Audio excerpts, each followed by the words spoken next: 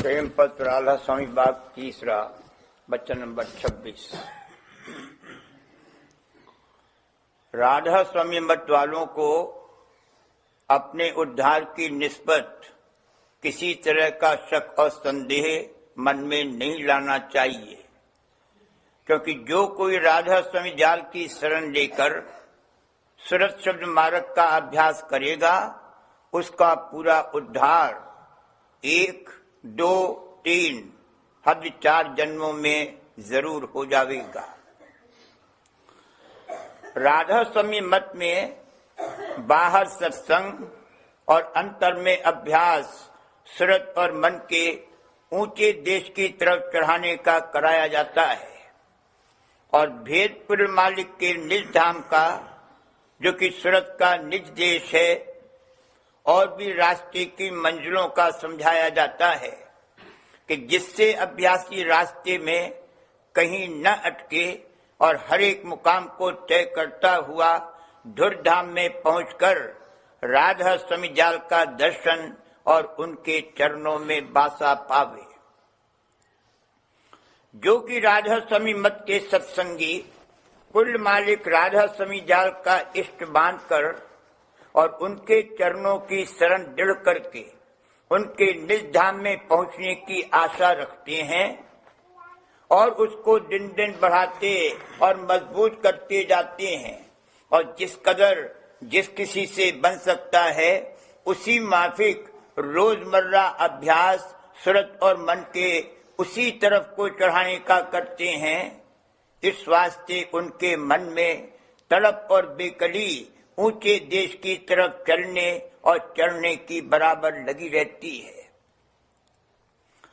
सूरत योग का अभ्यास असल में जीते जी मरने का अभ्यास है, यानी जैसे कि सूरत आखिर वक्त पर पैरों से आंखों तक खींचती हुई मालूम होती है, ऐसे ही जीते जी अभ्यास के समय उसका खिंचाव और सिमटाव होता जाता है। और जिस कदर कि सूरत ऊंचे देश की तरफ चढ़ती जाती है उसी कदर संसार और संसार के भोगों और पदार्थों की तरफ से नफरत होती जाती है, और इंद्रियों के रस फीके पड़ते जाते हैं और निज घर की तरफ चलने और चढ़ने की चाह बढ़ती जाती है। और जब दया से शब्द साफ और रसीला सुनाई देता है या कुछ प्रकाश और नूर नजर आता है, तब प्रेम और उमंग वास्ते प्राप्ति दर्शन और ज्यादा चढ़ाई के बढ़ती जाती है, और उसी कदर अभ्यास के समय देह शून्य होती जाती है और इस तरफ का होश कम होता जाता है। और जिस कदर की मन और सूरत सिमट कर उमंग के साथ घट में चढ़ते हैं उसी कदर शब्द और रूप का रस और आनंद मिलता है, और उसके साथ शौक और उमंग भी ज्यादा और दुनिया के ख्याल यानी गुनावन कम और दूर होते जाते हैं, और मन निश्चल और चित्त निर्मल होता जाता है। राधा स्वामी मत में सब में भारी संयम शौक और प्रेम का है, और जब ये थोड़ा बहुत दिल में पैदा हुआ और अभ्यास करके थोड़ा बहुत रस और आनंद पाकर बढ़ने लगा, तो दिन दिन अभ्यास की तरक्की होती जाएगी और दर्शनों के प्राप्ति की आशा और प्रतीत मजबूत हो जाएगी। मालूम होवे कि जिस कदर मन और सूरत को रस और आनंद अंतर में मिलता जाता है उसी कदर संसार के भोगों और पदार्थों से चित्त हटता जाता है और ख्वाहिश और संसारी चाह कम होती जाती है और शौक दर्शन का बढ़ता जाता है, और देह और दुनिया के बंधन भी ढीले होते जाते हैं। जबकि इस तरह अभ्यास करके मन और सूरत का झुकाव और खिंचाव घट में ऊपर की तरफ को होने लगा, तब आखिर वक्त पर जबकि सूरत सर्व अंग करके पिंड को छोड़कर ऊपर की तरफ कुदरती तौर पर खिंचेगी, उस वक्त अभ्यासी को इस कदर आसानी अपने घर की तरफ चलने की होवेगी और ऐसा भारी रस और आनंद खुलने शब्द का और नजर आने दर्शन का मिलेगा कि उसको पाकर सूरत निहायत उमंग के साथ ऊपर को चढ़ेगी और सत्य पुरुष राधा स्वामी दयाल और संत सद्गुरु जहाँ मुनासिब समझेंगे उसको ऊंचे और सुख स्थान में बासा देवेंगे। ये हाल गहरे अभ्यासियों का होगा और जो कम दर्जे के अभ्यासी हैं उनकी भी सूरत उसी तरह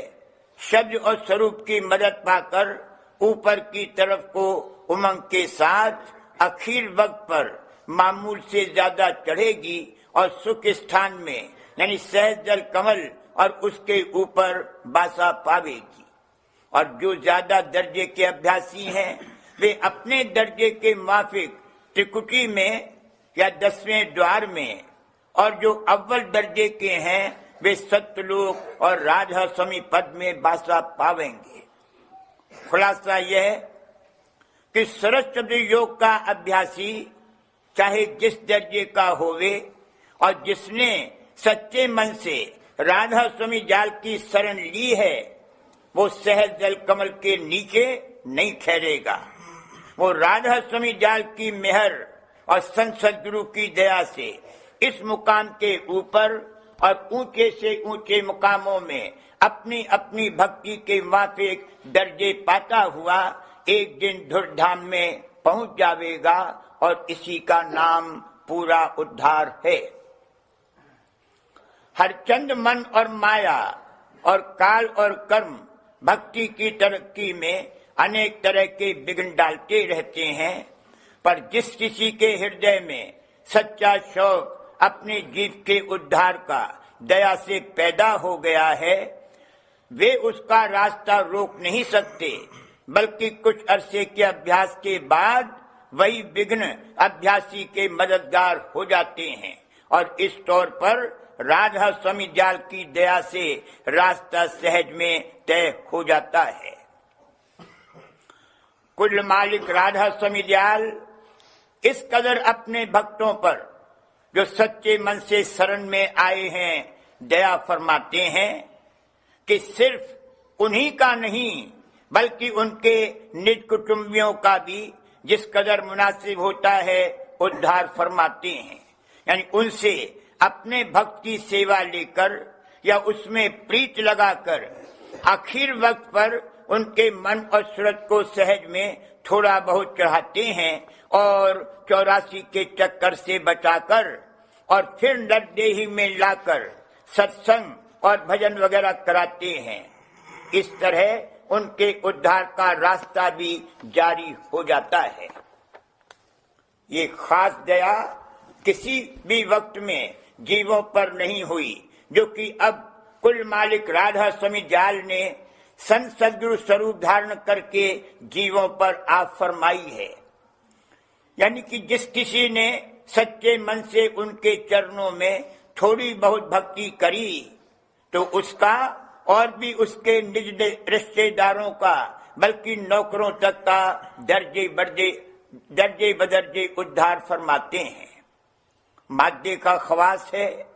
कि जिस तरफ एक दफा रमा होवे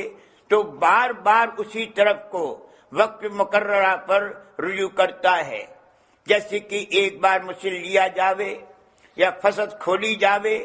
तो मादा या खून उसी तरफ को वक्त मुकर्ररा पर बारंबार रुजू करते हैं। फिर सूरत और मन जिनका निज घर ऊंचे देश में है आखिर वक्त पर जबकि कुदरती खिंचाव अंदर में कुल पसारे का ऊपर की तरफ को होगा किस तरह और तरफ को जा सकते हैं।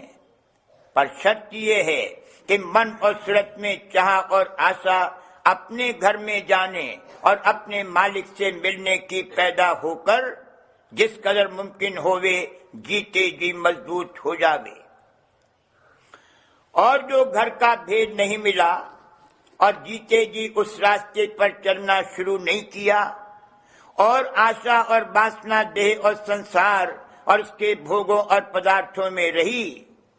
तो वह मन और सूरत जरूर अपनी चाह और करनी के माफिक सहजदल कमल के नीचे जो शून्य है उसमें गोता लगाकर फिर नीचे की तरफ उतरकर किसी न किसी देश में और योनि में बासा पावेंगे, यानी फिर जन्मेंगे और शरीर धारण करेंगे। जो करनी अच्छी है तो स्वर्गादिक और मृत्यु लोक में नरदेही पावेंगे और सुख भोगेंगे, और जो नाकिस करनी है तो नीचे देश और नीचे योनियों में भरमेंगे। जिस वक्त कि सूरज छठे चक्र के पार शून्य में जाती है उस वक्त देह और दुनिया की कार्रवाई की याद भूल जाती है, लेकिन थोड़े अरसे के बाद जो जबर वासना है उसकी फुरना होती है और उसी के माफिक उस शून्य से जहां बासा मिलेगा उस धार पर जो उस देश या योनि से मिली हुई है सवार होकर उतर जाती है। इस उतार का सबब यह है कि उस सूरत और मन का रुख जिंदगी में नीचे की तरफ रहा और भोगों की आसक्ति करके धार उसी तरफ को हमेशा जारी रही। सो उसी स्वभाव और वासना के माफिक मरने के बाद भी वैसी ही फुरना उठती है और सूरत को खींचकर नीचे के देश और योनि में ले जाती है। इस वास्ते हर एक जीव को चाहे औरत होवे या मर्द मुनासिब और लाजिम है कि इसी जिंदगी में अपने निज घर और उसके रास्ते का भेद और जुगत चलने की संत सद्गुरु या उनके प्रेमी सेवक से दरियाफ्त करके जिस कदर बन सके उस रास्ते पर चलना शुरू करे और कुछ रस और आनंद अंतर में पाकर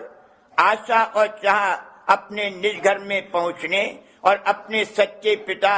कुल मालिक राधा स्वामी जाल के दर्शन के प्राप्ति की मजबूत बांधे तो अलबत्ता उसको संत सद्गुरु की दया से ऊंचे देश में बासा मिलेगा, और जब तक कि दुर्धाम में नहीं पहुंचेगा तब तक 1, 2 या 3 जन्म धारण करके वही जुगत कमाकर ऊंचे से ऊंचे देश में बासा पावेगा और हर एक जन्म पहले जन्म से बेहतर होगा और संत सद्गुरु भी हर जन्म में मिलेंगे। राधा स्वामी मत के हर एक सत्संगी को मुनासिब है कि जिस कदर बन सके राधा स्वामी जाल की शरण लेकर हर रोज बिला नागा अभ्यास करता रहे और सत्संग करके चरणों में प्रीत और प्रतीत बढ़ाता जावे और शक और शुभा या किसी तरह का संदेह मन में न रखे तो राधा स्वामी दयाल मेहर से अपना बल देकर जिस कदर करनी मुनासिब और जरूर है कराकर एक दिन निज घर में पहुंचा देंगे कि जहां सूरत परम आनंद को प्राप्त होगी और जन्म मरण के दुख और देहियों के कष्ट और क्लेश से बिल्कुल छुटकारा हो जाएगा। इसी को पूरा उद्धार कहते हैं। और जो कोई इस तरह अभ्यास जारी रखेगा वह और जोनियों में नहीं जावेगा, नहीं 84 का चक्कर उसका फौरन कट जावेगा। इस बात में किसी को कभी शक और संदेह लाना नहीं चाहिए।